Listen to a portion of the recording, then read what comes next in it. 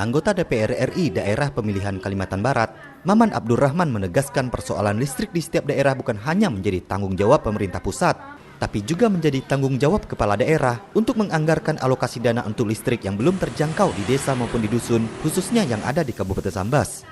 Saat melakukan reses belum lama ini, politisi Partai Golkar ini menyebutkan alokasi dana listrik desa oleh PLN Kalimantan Barat awalnya sebesar 30 miliar rupiah per tahun, di mana anggaran ini bisa mengakomodir 15 hingga 20 desa per tahunnya. Maman menyebutkan sebenarnya di tahun 2020 sudah bertambah 100 miliar rupiah, yang ini diperkirakan bisa mengakomodir 40 hingga 50 desa. Namun karena situasi pandemi COVID-19, semua anggaran berubah. Namun Maman berjanji, di tahun 2021 dia akan kembali mendorong agar anggaran PLN untuk desa-desa yang belum teraliri listrik bisa segera terrealisasi. Terkait di daerah dusun, itu memang solusinya ada dua.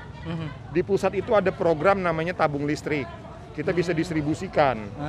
Nah, yang kedua memang ini kuncinya memang ada di kepala daerah di kabupaten tersebut untuk mau menganggarkan dana tambahan, karena kalau hanya mengharapkan PLN saja tidak cukup. Ada kesiapan dari anggaran daerah, Pak. Iya, artinya gini, pertanyaannya kan tinggal satu sekarang.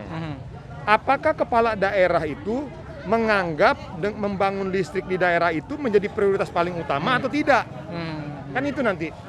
Kalau memang kepala daerah itu menganggap bahwa pembangunan listrik sampai di masyarakat paling di pedalaman itu adalah salah satu prioritas, seharusnya mereka harus menyiapkan alokasi tambahan.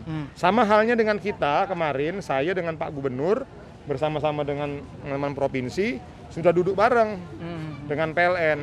Alhamdulillah sudah ada kesepakatan secara tak tertulis dulu, kesepakatan di antara kita bahwa Pak Gubernur akan mengalokasikan dari APBD provinsi untuk tambahan anggaran supaya ini makin cepat gitu loh pembangunan. Nah, ini kan kuncinya sekarang di kepala daerah.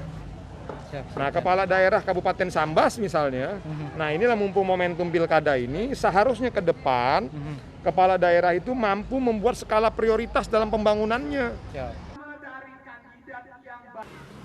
CSM TV madahkannya.